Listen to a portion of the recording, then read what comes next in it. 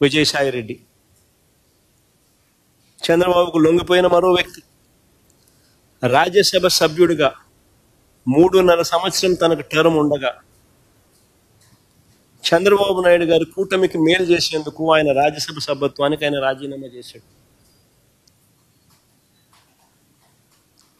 వైఎస్ఆర్సీపీకి ఎమ్మెల్యేల బలం లేదు, మళ్ళీ రాజ్యసభకు వైఎస్ఆర్సీపీ పంపించే అవకాశం ఉండదు అని తెలిసి, తన రాజీనామా వల్ల చంద్రబాబు నాయుడు గారి కూటమికి మేలు జరుగుతుందని తెలిసి తన 3.5 సంవత్సరం టర్ము ఆ కూటమికి తాను ప్రలోభాలకు లోనై అమ్మేసి